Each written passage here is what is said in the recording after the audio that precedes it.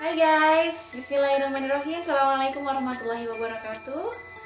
Hari ini kita akan review alat sederhana yang memudahkan kegiatan kalian atau memudahkan pekerjaan kalian sehari-hari. Ya, apa aja sih alat itu? Yuk langsung aja ya. Pertama, tara. Bukan boxnya yang memudahkan, bukan. Kan kadang kalian menjumpai box kayak gini tuh agak susah dibuka ya. Ya, ini bukan endorse tapi memang adanya ini. Kaleng biskuit sejuta umat. Kongguan, isi rengginan. Ini kita buka, coba aja pakai tangan ya. Bukan apa kata kau. Ini susah dibuka guys. Jadi kita perlu alat yang bisa buat buka ini. Kita congkel aja ya. Kita cari pencongkel dulu. Oke.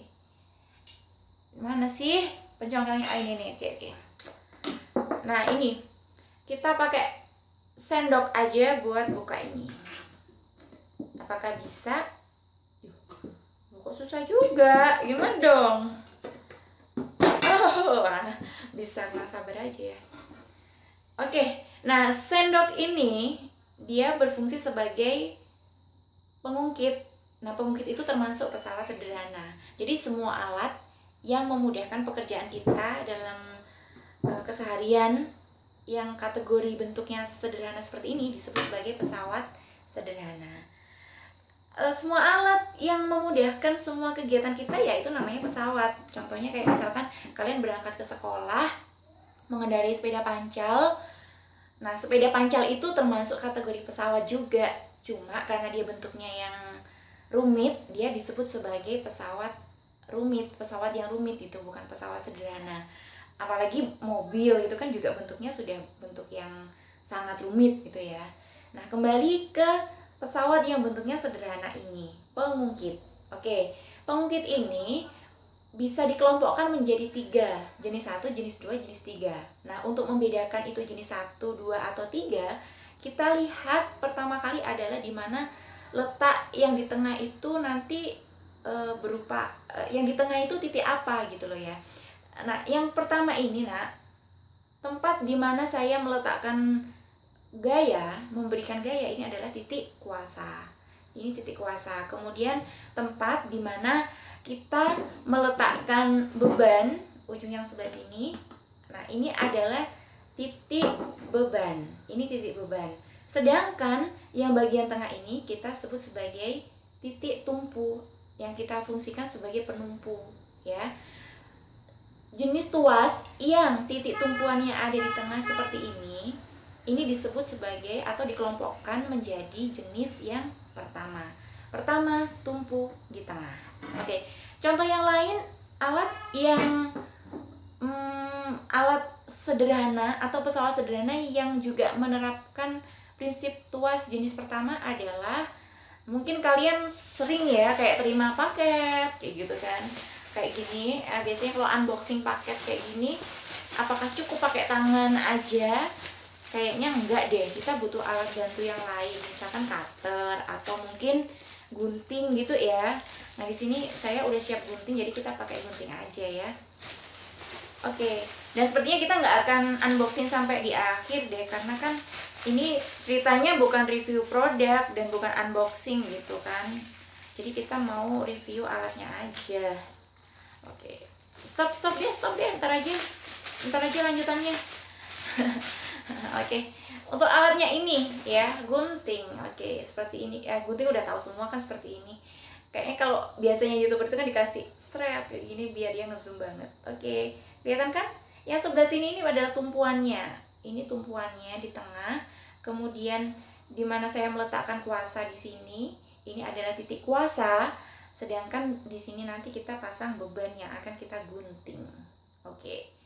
Ya, ini termasuk juga dalam kategori jenis yang pertama, tuas jenis pertama.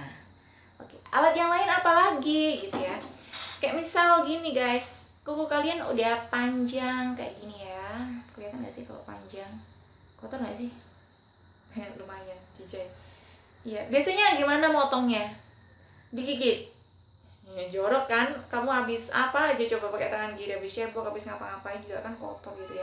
Jadi kita pakai alat pemotong kuku. Oke. Oke, seperti inilah pemotong kuku macam-macam ya. Kalau di zoom in kayak gini, seret. Wes, ini kayak YouTuber beneran nih. Wes. Oke.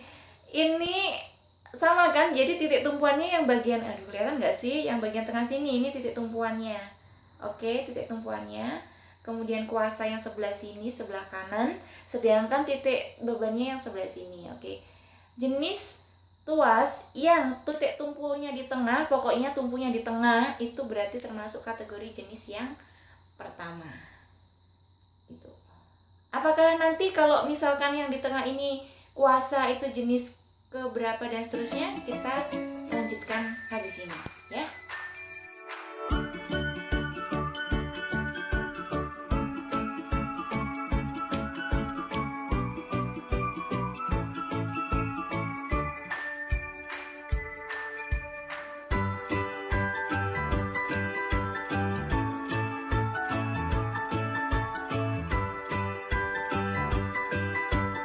Gimana? Udah ngiler belum?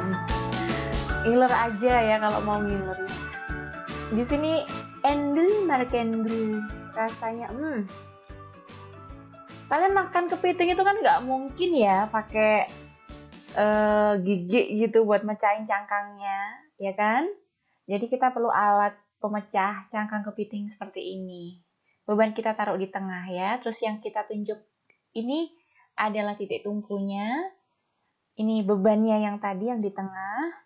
Lalu di mana kuasanya? Di sini. Ini adalah kuasanya.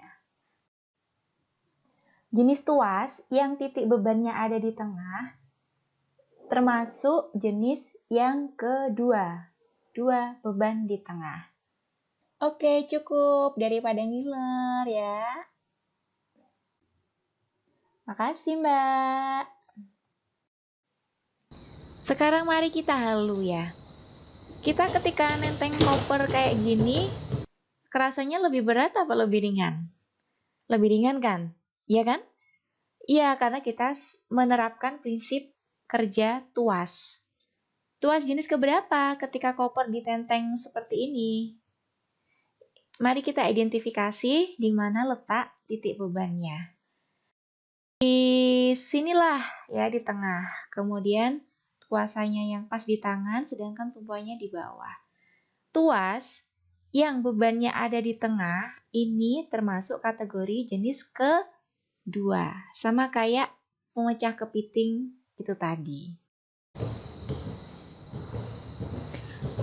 Lanjut. Sekarang kalau orang angkat barbel seperti ini, termasuk kategori tuas jenis keberapa? Bebannya jelas di ujung ya.